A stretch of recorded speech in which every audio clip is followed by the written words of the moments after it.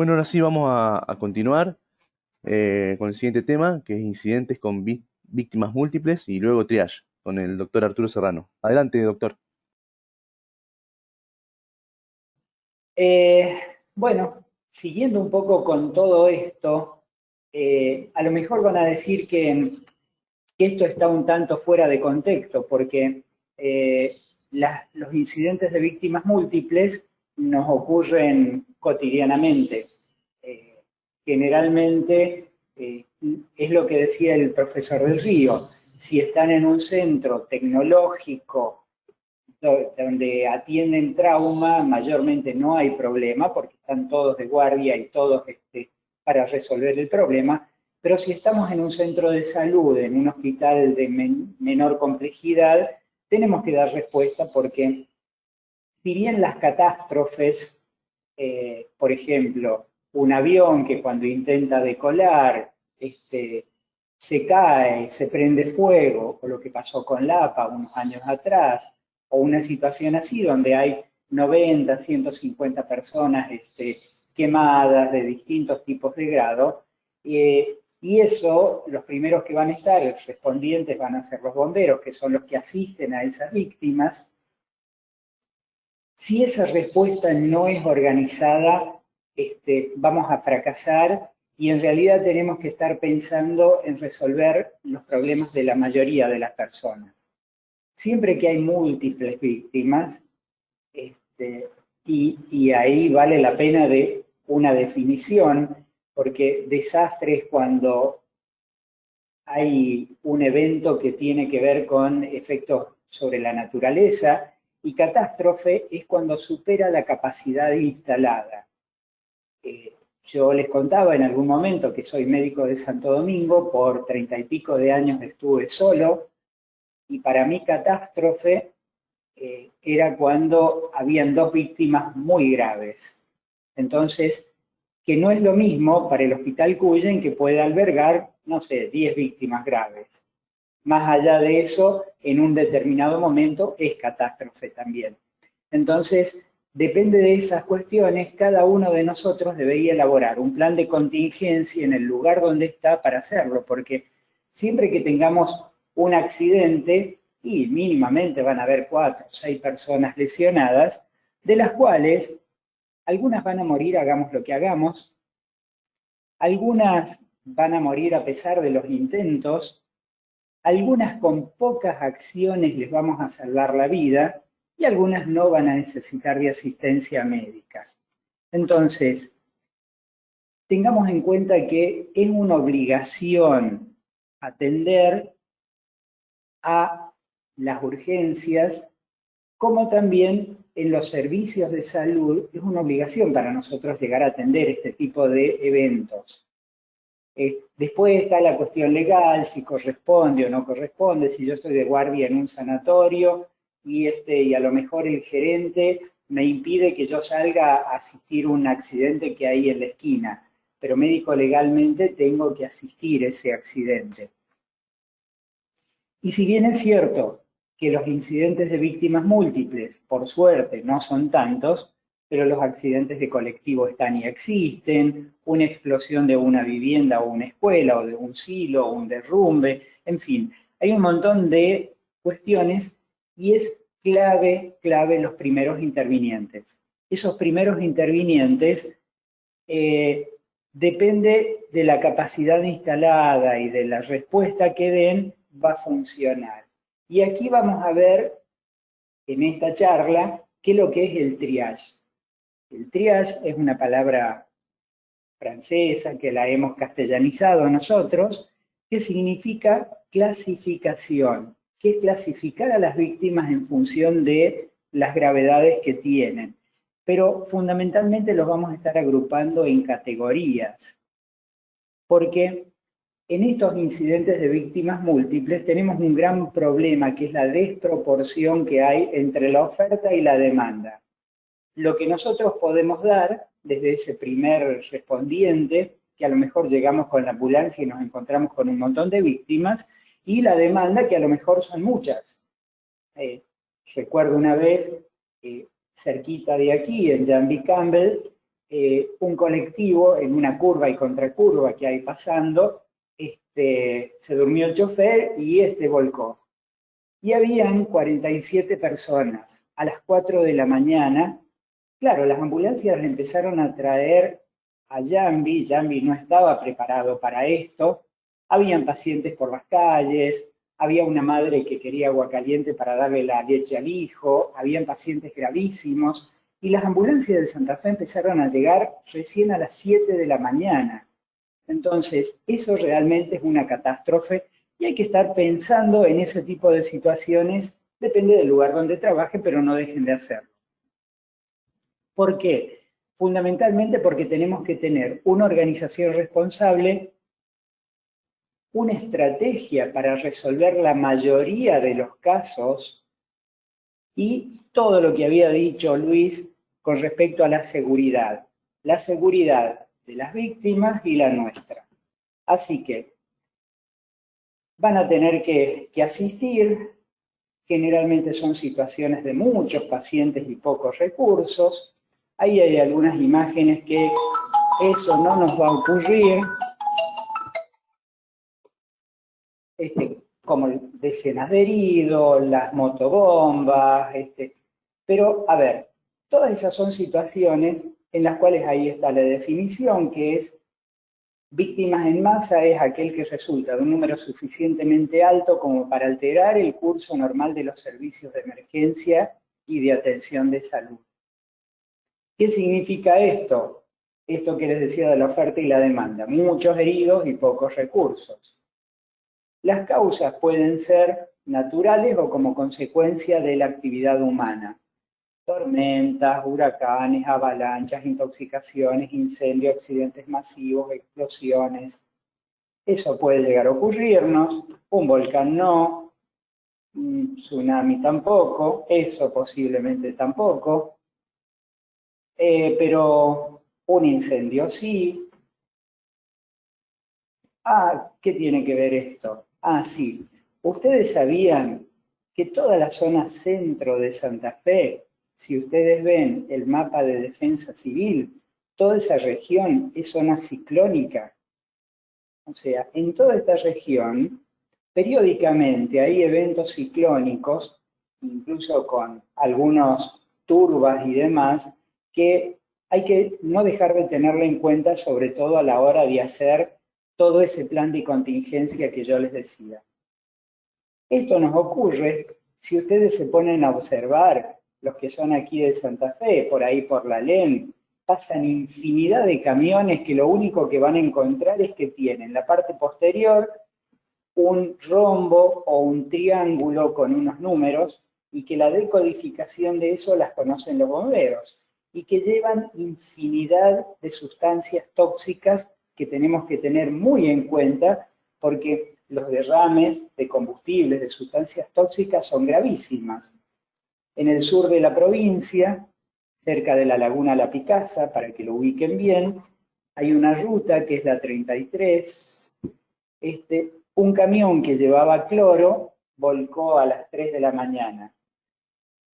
A 5 kilómetros de la ruta había un pueblo que hubo que evacuarlo, todas las personas, a las 3 de la mañana, porque la nube de cloro llegaba al pueblo.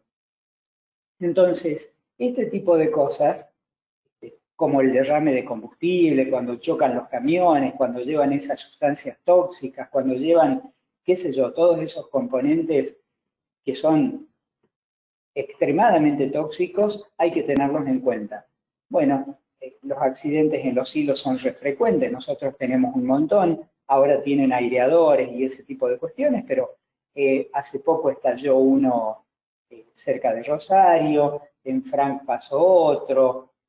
¿Y qué carajo hacemos con todo eso? Primero que nada, la bioseguridad. O sea, los elementos de protección personales tienen que estar absolutamente disponibles para todos. Hoy que en el COVID es más habitual este tipo de cosas, pero por favor, cuídense, no entren a una escena si no está segura. Si es un derrame de sustancia y los bomberos no los habilitan a entrar, no ingresen. Todos esos rescates heroicos terminan en víctimas que terminan agregándose. Y hay que dar una respuesta organizada. En el triage se atienden todos, porque si bien uno clasifica por gravedad y nos vamos a encontrar con personas que no tienen chances de vivir, pero igual hay que atender. A nadie se le niega una morfina como para atenuar todo esto. Y si no lo pensamos en lógica de red y en trabajo en equipo, estamos perdidos. El triage es nada más que seleccionar las víctimas, tiene que ser rápido, fácil, dinámico, continuo, de acuerdo al número de víctimas. ¿Qué nos vamos a hallar? Generalmente vamos a trabajar con desconocidos, no es como el paciente que yo tengo en mi consultorio que sé las comorbilidades que tiene, porque ahí no solamente hay que pensar los eventos traumáticos, hay que pensar también las patologías de base que tiene. Y también si es un enfermo psiquiátrico, si es esquizofrénico, si está con un desborde de ansiedad. Vamos a trabajar con procedimientos no usuales, no son los que usamos cotidianamente. Tenemos que coordinar y trabajar organizadamente con otras organizaciones, bomberos, paramédicos, defensa civil, la comuna, todo depende del evento que tengamos. Las comunicaciones van a estar alteradas, todos los teléfonos van a estar ocupados y va a ser un desastre. Tenemos que manejar información con otras organizaciones, ni hablar del tema de periodismo, que vienen a obstaculizar y a meter el micrófono y las cámaras ahí en medio de nuestro trabajo, empeorándolo. Y lo que había dicho Luis, la trazabilidad. Tenemos que tener una comunicación permanente con el receptor, más allá de que tenemos que acompañar a los enfermos graves, para que sepan qué les estamos llevando y cómo vamos a llegar. ¿Qué nos vamos a encontrar? Tenemos que improvisar.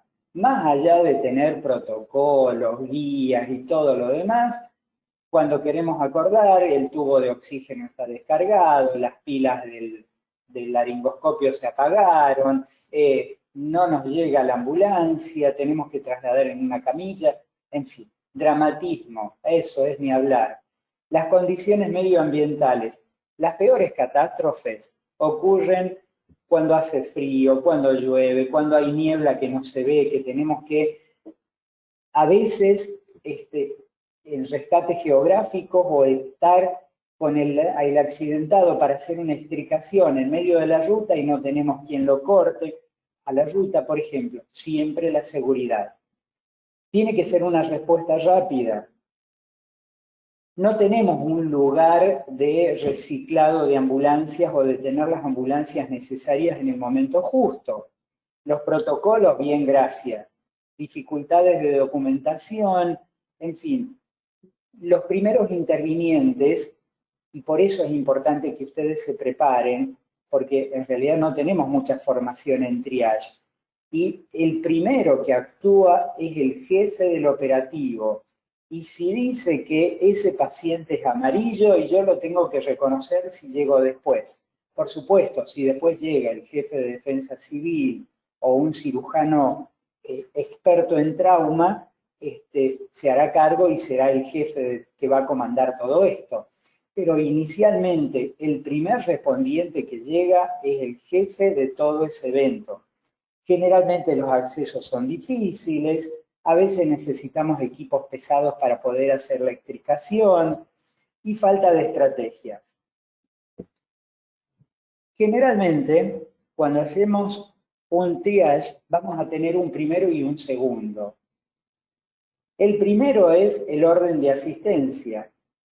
Vamos a manejarnos con parámetros funcionales, tiene que ser sencillo, tiene que estar en menos de 1 minuto por persona, tiene que haber un personal adiestrado que no necesariamente tiene que ser médico, un buen paramédico, un buen bombero lo puede hacer perfectamente bien, podemos fallar por exceso, pero no importa, y es el lugar de entrada al área de atención. El segundo triage, que va a ser más organizado, nos va a permitir, porque seguramente desde ahí, si hay muchas víctimas, supongamos un colectivo, las vamos a trasladar a un segundo lugar y vamos a clasificar por colores parecido al semáforo, rojo los muy graves, amarillos los medianamente graves y verde los que pueden manejarse por sí. Entonces los vamos a ubicar en determinado lugar como para que después vengan las ambulancias y se lo lleven. Ese triage sí lo tiene que hacer un médico porque tenemos que usar parámetros mixtos, funcionales y morfológicos. Es más complejo, nos va a llevar más de un minuto. Obviamente un médico tiene más precisión y es la salida. Ahí están cómo deberíamos caracterizar a los pacientes en los colores del semáforo. El rojo tiene prioridad inmediata para la asistencia y el traslado. Son pacientes muy graves. El amarillo tiene una gravedad moderada, podrían demorarse hasta 1 hora en atenderlos. El verde son las lesiones leves que los pacientes pueden caminar y pueden demorar hasta 6 horas.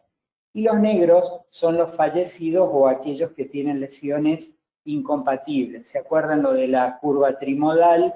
Bueno, son los primeros que generalmente hagamos lo que hagamos se van a perder.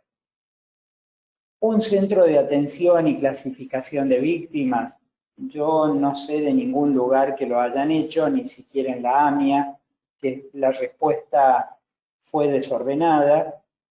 Cuando fue el ataque a la AMIA, dieron la calle y los servicios de emergencia entendieron la calle es una localidad de la provincia de La Pampa y muchos servicios fueron a La Pampa cuando en realidad estaba ahí en plena capital federal. Bueno, fue un caos. A partir de ahí el SAME mejoró muchísimo toda la función, pero eso son cuestiones ideales que no vienen al caso y para nosotros exceden mucho esto. La presentación va a quedar por si la quieren ver. Lo real es que nos va a pasar, como decía Luis, el día menos pensado, a la peor hora, en las peores condiciones climáticas, cuando hay un corte de luz, cuando el tubo de oxígeno está descargado. Entonces, vamos a ir viendo los métodos funcionales que tenemos para clasificar rápidamente a las personas, como habíamos dicho, son el START y el SHORT.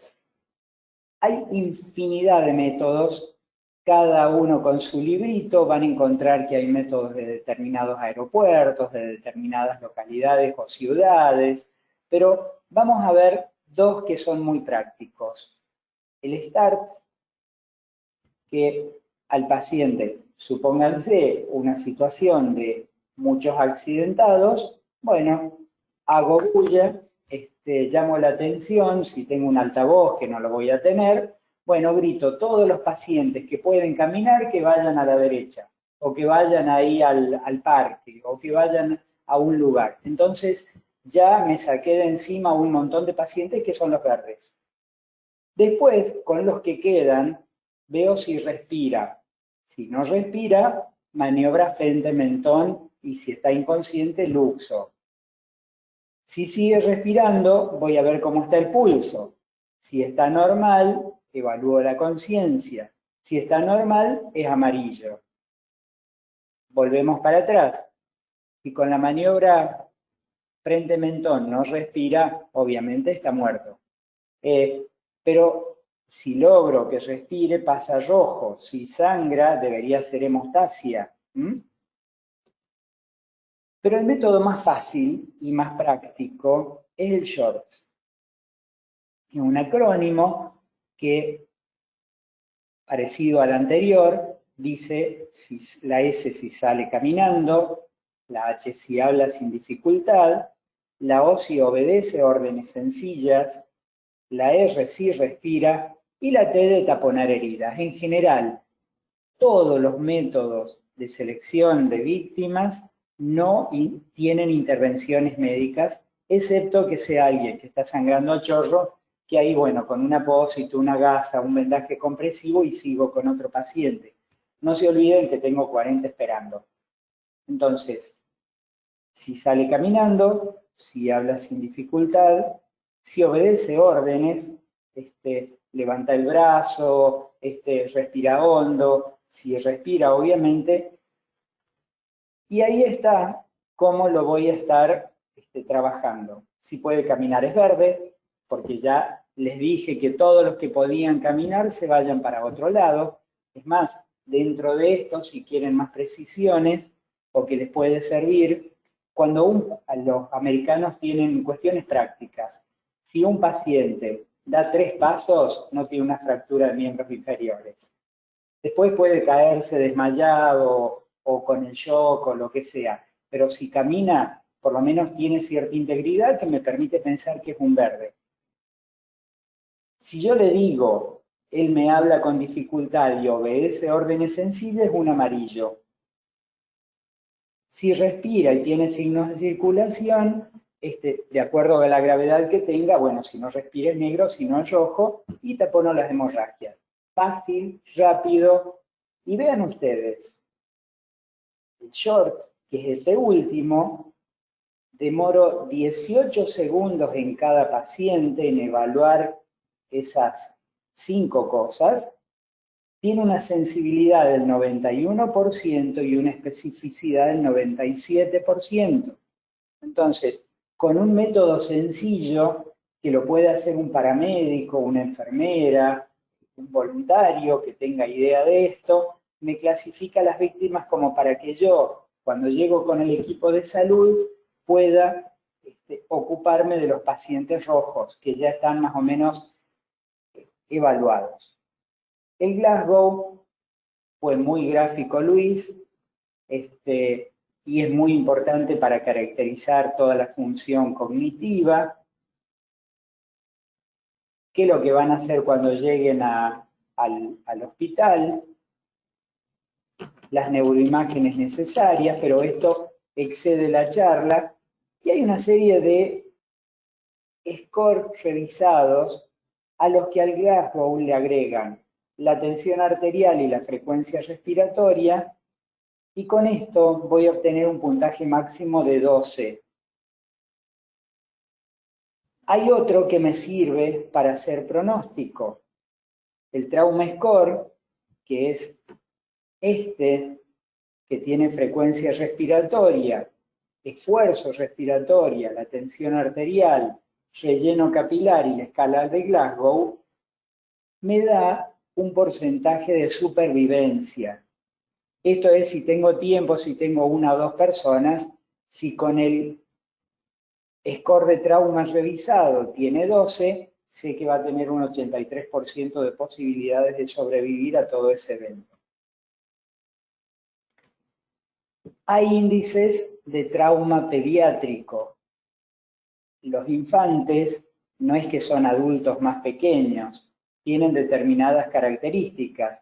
Ustedes se acuerdan la posología de las drogas, por ejemplo, que proporcionalmente con respecto a nosotros, qué sé yo, un chico de 20, 22 kilos está tomando la misma cantidad de antibióticos que tomo yo, que tengo 80 kilos. Entonces, en esto hay algunos parámetros que suman puntos y hay otros que restan puntos en función del peso, la vía aérea, la tensión arterial sistólica, con un manguito que sea pediátrico.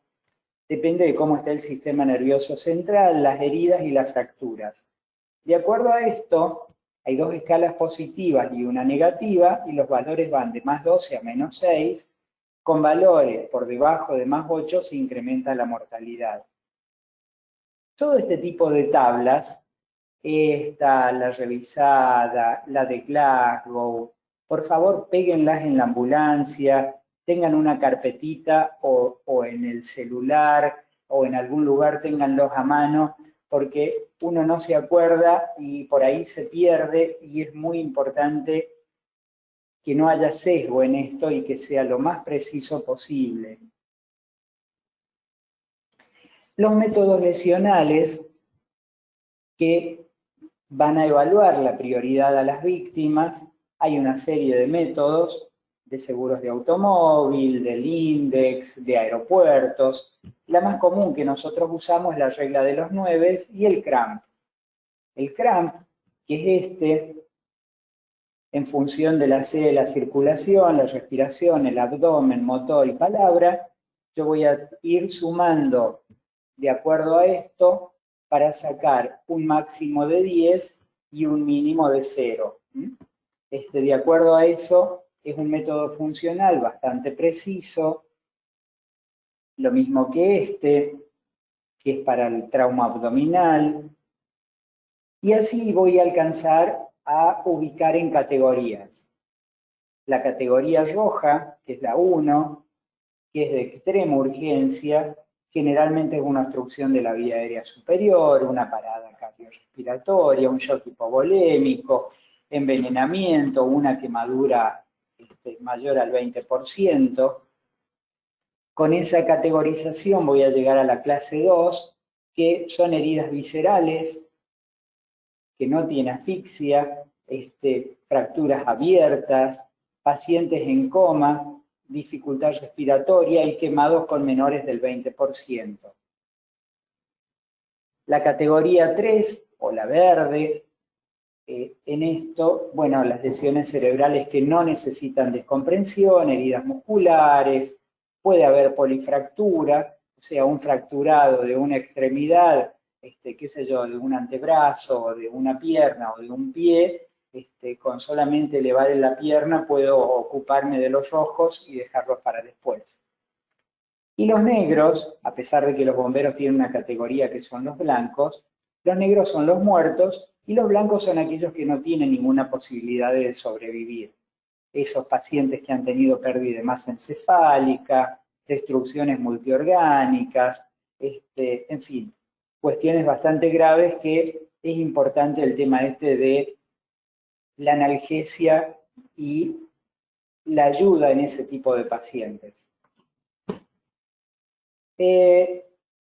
Otra cuestión no menor es que a veces el rescate lo tenemos que hacer en una situación, como se llama el triage geográfico. A veces no es necesaria mover a los fallecidos, ver en qué situaciones están. Nosotros tenemos ríos, barrancas algunas muy elevadas, y a veces accidentes de automóviles. Ese me tocó asistirlo en el puente del río Salado, a más o menos 20 metros de altura, se cayó una Michigan y ahí adentro había un operario que estaba cabeza para abajo, a los gritos, atrapado entre hierros. Vinieron los bomberos de Laguna Paiva, no lo pudieron extricar porque los hierros son grandes, se le rompió el homaltro. Vinieron después los bomberos de Esperanza. A todo esto, imposible llegar al paciente por la situación en que estaba, eran todos hierro. Lo único que pude es colocarle una morfina en la pierna, que era lo único que alcancé a hacer, mientras, para poder hacer la extricación. Vinieron después bomberos de Esperanza, estuvieron 1 hora y media más, en realidad a las 3 horas y media pudimos sacar al paciente con una extricación para nada formal. Tenía fractura de pelvis, fractura de tórax, fractura de miembros inferiores. Ahí le hicimos 2 vías, lo estabilizamos, lo empaquetamos, se derivó y el paciente todavía vive. Este es otro caso de triage geográfico. Esta es una ruta entre Santo Domingo y María Luisa. El paciente, ahí están en la gráfica cómo se va de la ruta. Sigue para allá, cae en una cava, vuelca. Ahí donde está en la parte inferior se ve donde está el paciente, que salió por sus propios medios. Hicimos una ABC, el paciente estaba estable, consciente, todo lo demás, lo llevamos al hospital, porque esa también es otra cuestión importante a tener en cuenta. No todo hay que cargar y llevar. Es cierto que la hora de oro es fundamental, pero si yo no empaqueto, le aseguro una vía, me aseguro que el paciente tenga una presión sistólica saludable para que pueda sobrevivir, no llegue en condiciones y las secuelas son horribles. Este paciente estaba bien, lo llevamos al hospital, ahí está el certificado policial.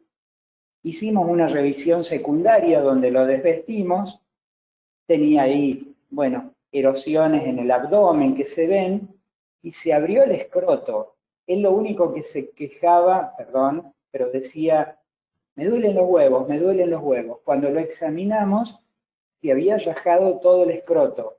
Bueno, yo estoy en un hospital rural, suturé el escroto, ahí está con la sutura, Lo estabilizamos, ahí está, si se fijan en la parte inferior, ahí está la tabla rígida plástica amarilla.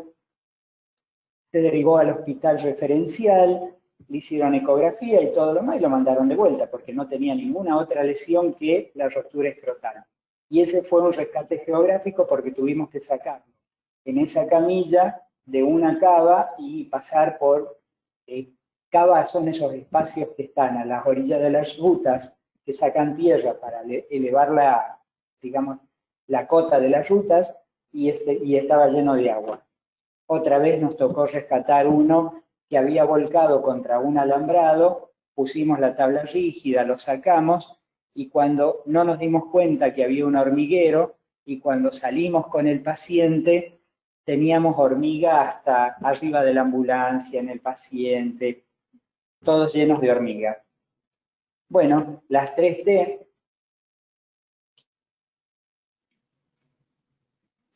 Vamos bien. Bueno, hay un montón de categorías de triage para múltiples víctimas, condiciones especiales. Eso es lo ideal.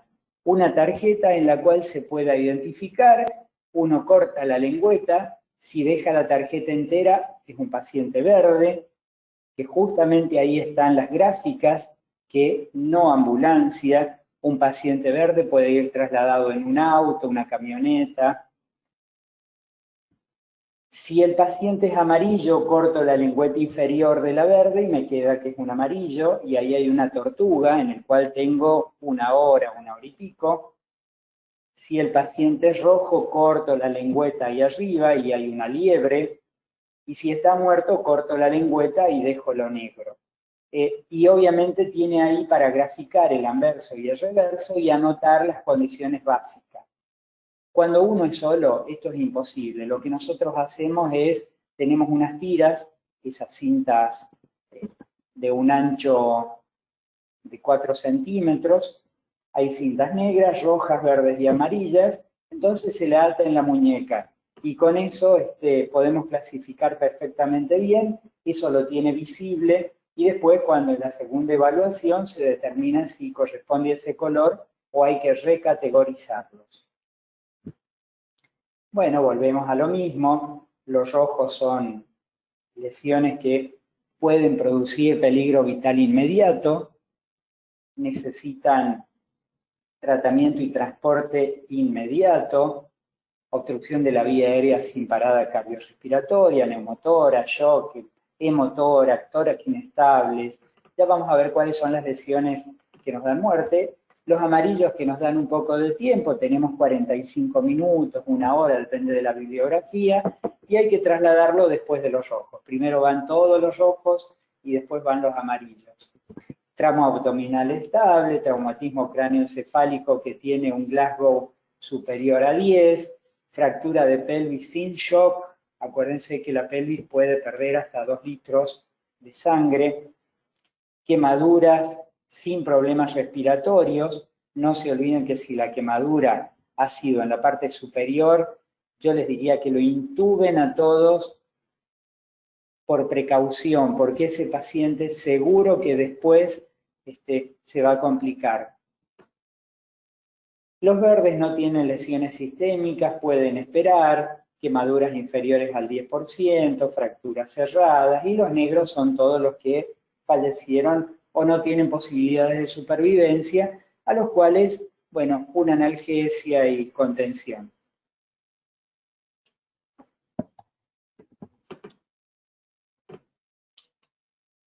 Bueno, ahí están algunas de los tipos de identificación.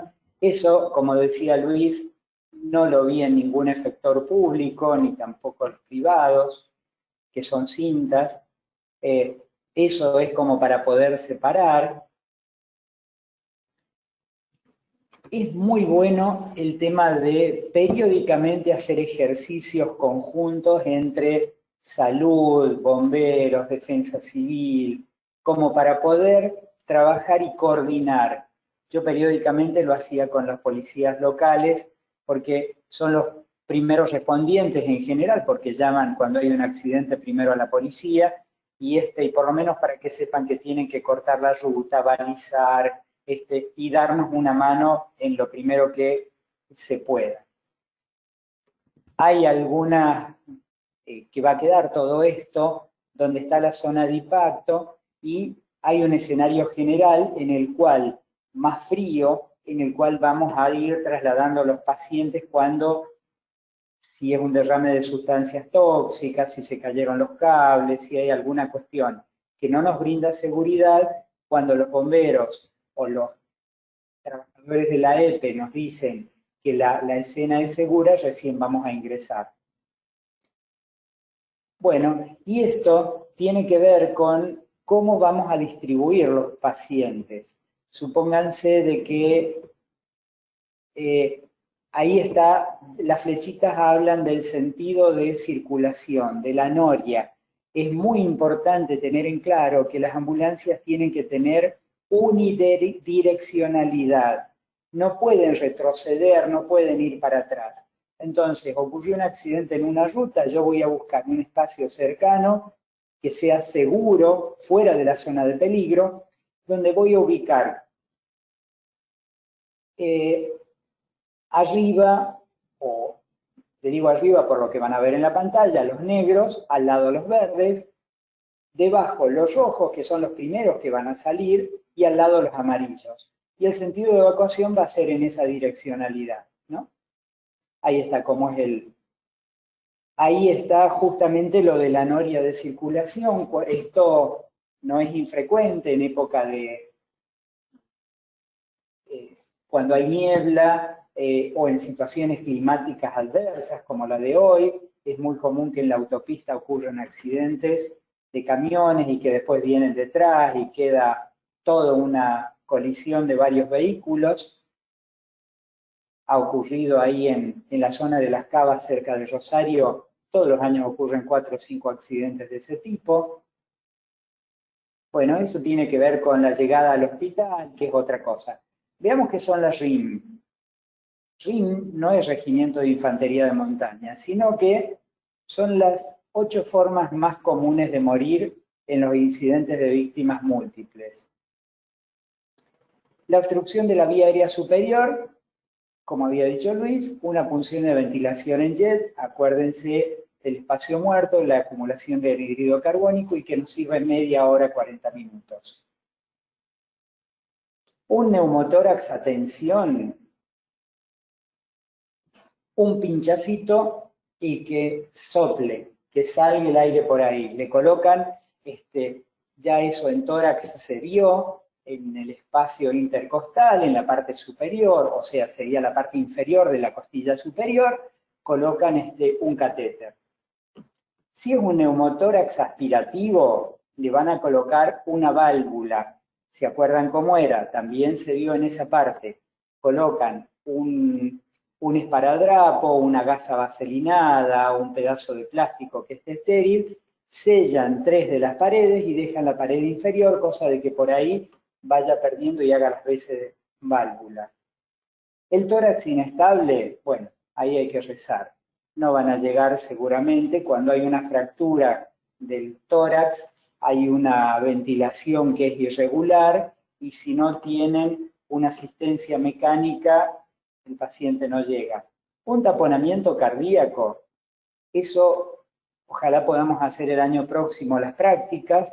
Ustedes lo tienen dentro del curso, les vamos a invitar, y eso se hace en animales porque es muy fácil, es pinchar en el corazón y evacuar. Evacuando, que no es difícil, se salva la vida. Obviamente las hemorragias externas presionan los puntos de sangrado y líquido. Y la contusión pulmonar grave bilateral, analgesia, y bueno, también necesitamos ventilación y es medio difícil que podamos sacar al paciente. Por favor, la parte farmacológica, denle en una revisión. Ahí hay una cuestión muy general. Sobre todo tengan en cuenta a qué tienen acceso dentro de la ambulancia o dentro del centro de salud. Manejen, no hace falta que sean farmacólogos, pero manejen una buena analgesia. Generalmente la meperidina, el fentanilo no siempre se consigue, pero la morfina sí. sea, calmen el dolor, calmando el dolor van a evitar un montón de shock. Entonces, y eso es fundamental y depende de la gravedad. Si a un paciente verde que está ahí le dan, qué sé yo, un paracetamol para que tome por boca y le preguntan si necesita algo, pero no más que eso. Tiempo. Bien. Bueno, unos casos, este caso va a ser muy difícil por ahí la votación, pero bueno, lo vemos. Es un paciente que tuvo un traumatismo de cráneo con un hundimiento, tiene un hematoma, esa es la asistencia, y vamos a hacer algunos ejercicios. Le avisan que un día de semana a la tarde chocan varios coches. Hay 5 vehículos implicados en una colisión en cadera, entre el primero y el último hay 80 metros. Hay una mujer de 30 años que está caminando sin zapatos, tiene magulladuras en la cara, algunos cristales, chaqueta rasgada, se acuerda que iba rápido y detrás de otros vehículos.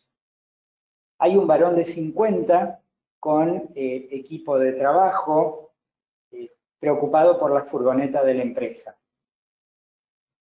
Eran 5 vehículos. Hay uno de 70 años apoyado en el vehículo, o sea que se ve que salió por sus propios medios, tiene una herida en la cabeza con sangre y se queja del cuello y la espalda. En el otro vehículo encuentran un varón de 30 años, es un ropero, un aparato grandote, desorientado, amnésico, no hay datos de nada, ya también estaba fuera del vehículo. Y en el otro vehículo encuentran una mujer de 50 años sentada en el suelo, con dolor, impotencia de la pierna y el muslo está muy inflamado y deformado. A ver, vayan pensando ustedes qué color le darían a cada uno de estos pacientes. ¿Cuál le darían a la primer mujer? Que tiene la campera rasgada, rota, pero que se acuerda. El otro que estaba con un mameluco de trabajo y estaba preocupado por la furgoneta. Ese no se lo ve muy grave como el anterior. Vean qué color le pondrían. El otro paciente tiene 70 años y tiene sangre en la cabeza y se queja de la columna cervical. El otro, un tipo grandote, desorientado, amnésico y estaba fuera del vehículo. Y la mujer de 50 años estaba sentada en el suelo. Ahí están los colores. En realidad, probablemente la última mujer podría llegar a ser un rojo si es muy inflamado, depende del tipo de fractura. Obviamente, si no tienen un tensiómetro y llegan ustedes, si comprimen el leche unguial en 2 segundos, ¿se acuerdan? Relleno capilar, debería volver a tomar el color normal. Si eso está bien, si tiene pulso radial, la paciente es amarilla.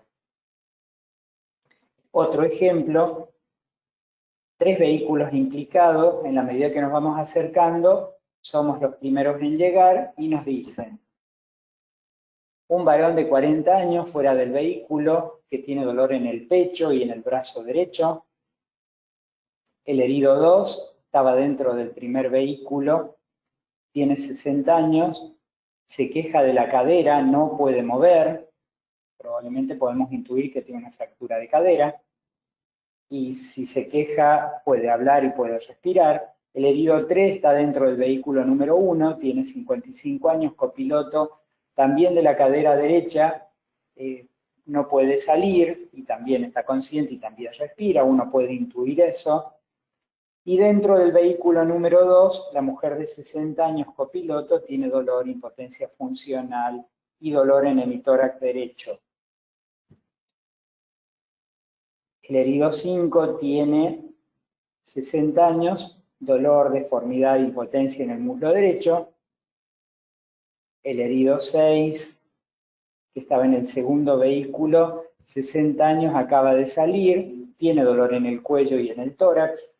Y el herido 7, que está dentro del vehículo 3, atrapado, consciente, desorientado temporoespacialmente, traumatismo torácico, dolor en región esternal, dolor abdominal, el volante en pleno contacto, muslo izquierdo deformado y pies atrapados. Vamos a ver qué colores le darían, a ver si ustedes coincidieron con esto.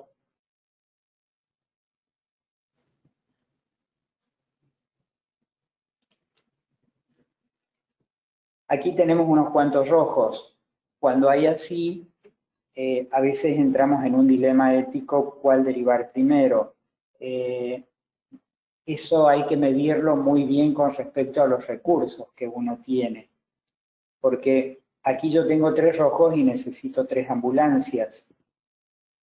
Cada ambulancia puede llevar una sola persona. No hagan la gran Arturo. Una vez hubo un accidente en La Pelada y trajimos 6 pacientes arriba de la ambulancia, una Dodge modelo 69, les estoy hablando del siglo pasado. En el cruce de Progreso vino la ambulancia de Progreso y se llevó los 3 más leves y yo me vine con los 3 más graves porque no había otro médico. Pero bueno, según las normas internacionales y las nacionales de traslado, la ambulancia puede llevar una sola persona. Puede pasarle situaciones como nos pasó una vez, que veníamos con un paciente grave que tenía un infarto, lo estábamos trasladando para una coronaria, y en el camino nos encontramos un accidente, lo evaluamos al accidente, no tenía lesiones graves, avisamos por teléfono para que vengan. Uno de los tipos del accidente, que eran verdes y había un amarillo, entró al auto y salió con un revólver y nos amenazó que si no lo llevábamos nos iba a cagar a tiros. Por ahí les va a pasar esas situaciones. Bueno, costó media hora convencerlo de que el paciente que llevábamos era más grave que él y que él no se iba a morir. Alguien que nos esté apuntando con un revólver no es muy fácil para hacer estas cuestiones, pero por ahí esas cosas pasan. Y en esto prioricen, porque si en este caso tienen un rojo aquí y 2 rojos aquí, obviamente pedir ayuda. Si uno se comunica con el 107, tiene que avisar este tipo de cuestiones. Por eso la trazabilidad es muy importante. Bueno, gracias.